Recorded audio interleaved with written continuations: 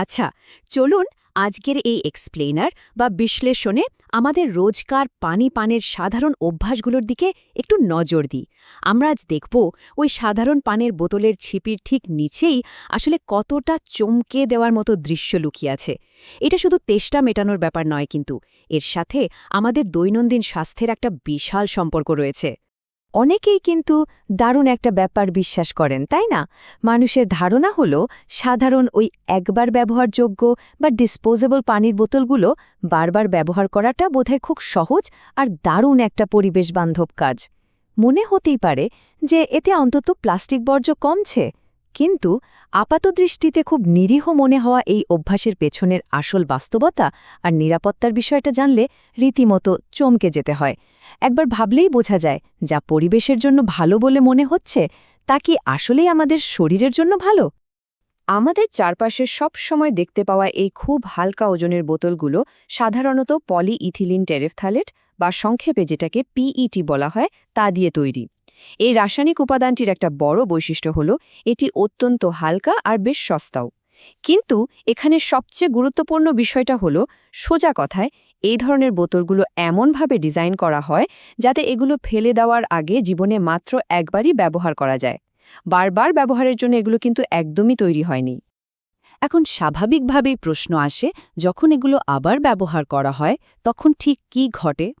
বিশেষ করে একটু রোদ বা অতিরিক্ত তাপের সংস্পর্শে আসার পর এই নরম প্লাস্টিকগুলোতে তৈরি হয় অতি ক্ষুদ্র, একদম অদৃশ্য কিছু ফাটল। খালি চোখে এই ফাটলগুলো কিন্তু টেরই পাওয়া যাবে না, কিন্তু মুশকিল হলো এই ফাটলগুলো শুধু যে বোতলের কাঠামোগত শক্তিকে দুর্বল করে দেয় তা নয়, বরং ক্ষতিকারক রাসায়নিক পদার্থ বের হতে এবং অগণিত জীবাণুদের বংশবৃদ্ধির জন্য চমৎকার এক অদৃশ্য ফাঁদ তৈরি করে ফেলে। আর ভেতরের এই বাস্তবতা আসলে কতটা ভয়াবহ হতে পারে তা শুনলে যে কেউ শিওরে উঠবেন। গবেষকরা দেখেছেন যে বারবার ব্যবহৃত একটি পানির বোতলে গড়ে প্রায় 20.8 মিলিয়ন বা 2 কোটিরও বেশি ব্যাকটেরিয়ার কলোনি থাকে। ব্যাপারটা একটু সহজ করে বলি, একটি ব্যবহৃত পানির বোতলে সাধারণ টয়লেট সিটের চেয়েও 40,000 গুণ বেশি ব্যাকটেরিয়া থাকতে পারে। হিসাবটা একদম সত্যি, 40,000 গুণ। এই তথ্য জানার পর বোধহয় কেউই আর পুরনো প্লাস্টিকের বোতলে পানি খেতে চাইবেন না। আসলে এই কন্টেনারগুলোর ভেতরের যে উষ্ণ এবং স্যাঁতসেঁতে পরিবেশ থাকে, বিশেষ করে বোতলের স্ট্র এবং ক্যাপের আশেপাশে, সেটা কিন্তু বিপজ্জনক ব্যাকটেরিয়ার জন্য আক্ষরিক অর্থেই একটা স্বর্গরাজ্য। একটু তুলনা করলেই বিষয়টা আরও পরিষ্কার হবে। একটা কুকুরের খাবারের পাত্রে যে পরিমাণ ব্যাকটেরিয়া থাকে তার চেয়ে 14 গুণ বেশি, আর আমাদের রোজকার ব্যবহৃত কম্পিউটার মাউসের চেয়ে 5 গুণ বেশি ব্যাকটেরিয়া থাকে এই বোতলগুলোতে। এর মধ্যে আবার ইকোলাই এবং স্টাফাইলোককাস অরিয়াসের মতো মারাত্মক সব স্ট্রেনও রয়েছে। এর পাশাপাশি বোতলের স্যাঁতসেঁতে কোনায় ছাঁচ বা ফাঙ্গাস তো খুব দ্রুত বাড়তেই থাকে। তো এই পুরো ব্যাপারটায় বোতলের উপাদানের পেছনের বিজ্ঞানটা বোঝা অত্যন্ত জরুরি। বোতলের গায়ে থাকা ওই ছোট ছোট রিসাইক্লিং কোডগুলো আসলে অনেক বড় বড় কথা বলে দেয়। উদাহরণস্বরূপ বলা যায়, কোড নম্বর 1 বা পিইটি পেট এর মানেই হলো এটি শুধুমাত্র একবার ব্যবহারের জন্য। আবার কোড 7 যুক্ত মিশ্র প্লাস্টিকগুলো হচ্ছে সবচেয়ে বেশি ঝুঁকিপূর্ণ, কারণ এগুলো পুনরায় ব্যবহার করলে বা একটু গরম হলেই পানীয় জলে বিপিএ বা বিপিএ এবং ক্ষতিকারক থ্যালেটসের মতো হরমোনের কাজে ব্যাঘাতকারী উপাদান মিশে যেতে পারে। তবে হ্যাঁ, তুলনামূলকভাবে কোড 5 বা পিপি পুনরায় ব্যবহারের জন্য কিছুটা নিরাপদ। ওই যে একটু আগে একবার ব্যবহারযোগ্য প্লাস্টিক থেকে রাসায়নিক লিচিং বা ক্ষরণের কথা বলছিলাম, এর ফলে পানীয় জলে অ্যান্টিমনি আর থ্যালেটস মিশে যায়, যা দীর্ঘমেয়াদে বমি বমি ভাব, মাথা ঘোরা থেকে শুরু করে মারাত্মক হরমোনের ভারসাম্যহীনতা পর্যন্ত তৈরি করতে পারে। তো এই ধরনের একটা রাসায়নিক টাইমবোমা থেকে দূরে থাকতে হলে স্টেনলেস স্টিল বা কাচের মতো উপাদানগুলো হতে পারে চমৎকার একটা বিকল্প। এগুলো অত্যন্ত টেকসই, এগুলোতে কোনো ছিদ্র থাকে না, এগুলো সম্পূর্ণ বিপিএ মুক্ত এবং সবচেয়ে বড় কথা, কোনো ধরনের রাসায়নিক ক্ষয় ছাড়াই এগুলো নিরাপদে গরম বা ঠান্ডা তাপমাত্রা ধরে রাখতে পারে। তবে একটা কথা, যতই উচ্চমানের স্টেইনলেস স্টিল বা কাচের বোতল ব্যবহার করা হোক না কেন, সঠিক রক্ষণাবেক্ষণ ছাড়া সেটাও কিন্তু নিরাপদ নয়। পানি পানের অভ্যাসটাকে পুরোপুরি স্বাস্থ্যকর রাখতে প্রতিদিন গরম সাবান পানি আর নির্দিষ্ট বোতল ব্রাশ দিয়ে বোতলের ভেতরটা, ক্যাপ এবং স্ট্র খুব ভালো করে ঘষে পরিষ্কার করা প্রয়োজন। এরপর ভেতরে আটকে থাকা আর্দ্রতা থেকে যেন কোনোভাবেই ফাঙ্গাস বা ছাঁচ তৈরি না হয়, সেই জন্য ক্যাপটা পুরোপুরি খুলে বাতাসে শুকাতে হবে। আর হ্যাঁ, এর পাশাপাশি সপ্তাহে অন্তত একবার 1 ভাগ সাদা ভিনেগারের সাথে 4 ভাগ পানি মিশিয়ে বা বেকিং সোডা ব্যবহার করে একটা চমৎকার ডিপ ক্লিন করা উচিত। কিন্তু পৃথিবীতে তো কোনো কিছুই চিরস্থায়ী নয়, তাই না? দীর্ঘমেয়াদী নিরাপত্তা নিশ্চিত করার জন্য এমনকি নিরাপদ আর টেকসই পুনঃব্যবহারযোগ্য প্লাস্টিকের বোতলগুলোকেও প্রতি 1 থেকে 2 বছর পর পর বদলে ফেলা উচিত। আর যদি কখনো দেখা যায় বোতলে কোনো ফাটল ধরেছে, একটু ঘোলাটে ভাব চলে এসেছে বা ধোয়ার পরও একটা বাজে দুর্গন্ধ থেকেই যাচ্ছে, তাহলে বিন্দু মাত্র দেরি না করে ওটা এক্ষুনি ডাস্টবিনে ফেলে দেওয়া প্রয়োজন।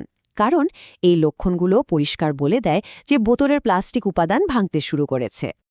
এখন কথা হলো, যেহেতু একবার ব্যবহারযোগ্য বোতলগুলো পানির জন্য কোনোভাবে আর রিফিল করা উচিত নয়, তাহলে এই বিশাল প্লাস্টিক বর্জ্যের কি হবে? ঠিক এখানেই বিশ্বব্যাপী একটা দারুণ উদ্ভাবনী বিকল্পের জন্ম হয়েছে, আর তা হল ইকোব্রেক।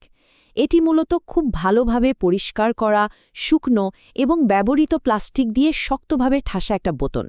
এই ইকোব্রেক ক্ষতিকর প্লাস্টিক বর্জ্যকে ভেতরে আটকে রাখে, বা সোজা কথায় প্লাস্টিক সিকোয়েস্ট্রেশন নিশ্চিত করে, এবং দারুণ চমৎকার একটা পুনঃব্যবহারযোগ্য বিল্ডিং ব্লক বা ইট তৈরি করে ফেলে। ব্যাপারটা কিভাবে কাজ করে সেটা একটু বুঝিয়ে বলি। একটা সাধারণ কাঠের লাঠি ব্যবহার করে ম্যানুয়ালি প্লাস্টিকের মোড়কগুলোকে বোতলের ভেতর খুব শক্তভাবে প্যাক করা হয়। এর মাধ্যমে প্রতি মিলিলিটারে 0.7 গ্রাম পর্যন্ত অত্যন্ত উচ্চ ঘনত্ব তৈরি করা সম্ভব। এই চূড়ান্ত সংকোচনের পুরো প্রক্রিয়াটাকে বলা হয় net surface area terminal minimization. খটমট শোনালেও কাজটা খুব সহজ। এটি বিশাল আয়তনের প্লাস্টিককে খুব ছোট্ট একটা জায়গায় এমনভাবে চেপে আটকে ফেলে যাতে সেই প্লাস্টিক উপাদানগুলো রোদ, তাপ, পোড়ানো বা ঘর্ষণের হাত থেকে পুরোপুরি রক্ষা পায় এবং ক্ষতিকারক মাইক্রোপ্লাস্টিক্সে ভেঙে না যায়। পরিবেশ সংরক্ষণের ক্ষেত্রে এর পরিসংখ্যানটা কিন্তু রীতিমতো অবিশ্বাস্য। হিসেব করে দেখা গেছে একটি ইকোব্রিকের ভেতরে নিরাপদে প্যাক করা প্রতি 1 কিলোগ্রাম প্লাস্টিকের জন্য আমাদের জীবমণ্ডল থেকে প্রায় 3.1 কিলোগ্রাম কার্বন ডাই অক্সাইড সফলভাবে আটকে রাখা বা সিকোয়েস্টার করা সম্ভব হয়। ভাবা যায়, এটি শুধু যে প্লাস্টিক দূষণই কমাচ্ছে তা নয়, বরং জলবায়ু পরিবর্তন মোকাবেলায় কার্বন ফুটপ্রিন্ট কমাতেও একদম সরাসরি একটা কার্যকারী ভূমিকা রাখছে। আর এই আপসাইকেল করা ব্লক বা ইকোব্রিকগুলোর ব্যবহার যে কতটা বহুমুখী হতে পারে তা না দেখলে বিশ্বাস করা কঠিন। রাবারের টিউব দিয়ে বাঁধা মিলস্টেইন এবং ডেলম্যানের তৈরি লেগো স্টাইলের অস্থায়ী ইনডোর মডিউল হোক বা দারুণ সব আসবাবপত্র, সবখানে এর ব্যবহার আছে। এমনকি ঐতিহ্যবাহী কাদামাটি বা অ্যাডোব কৌশল ব্যবহার করে দীর্ঘমেয়াদী পার্কের বড় কাঠামো নির্মাণেও এগুলো চমৎকার কাজে লাগছে। ইন্দোনেশিয়া থেকে শুরু করে ওয়েলস পর্যন্ত বিশ্বের বিভিন্ন কমিউনিটিতে এই ইকোব্রিকগুলো দিয়ে আস্ত দেওয়াল, উঁচু বাগান আর দারুণ সব টেকসই স্থাপত্য তৈরি করা হচ্ছে। একদম শেষে এসে যদি একটু বড় পরিসরে চিন্তা করি, আমাদের প্রতিদিনের পানির এই সাধারণ পছন্দগুলো নিয়ে নতুন করে ভাবলে তা শুধু যে লুকানো স্বাস্থ্য ঝুঁকিই দূর করে এমনটা নয়, বরং ইকোব্রিকের মতো সমাধানগুলো ভবিষ্যতের জন্য অনেক বড় সম্ভাবনার দুয়ারও খুলে দেয়। এখন সবচেয়ে বড় আর আসল প্রশ্ন হল, মানবজাতি কি তার প্রতিদিনের ব্যবহারের অভ্যাসগুলোকে পরিবর্তন করে এই ভয়ঙ্কর স্বাস্থ্যঝুঁকি দূর করতে পারবে? আর আজকের এই জমে ওঠা বিষাক্ত বর্জ্যকে কি আগামী দিনের টেকসই কমিউনিটি স্থাপত্যে রূপান্তর করা সম্ভব হবে?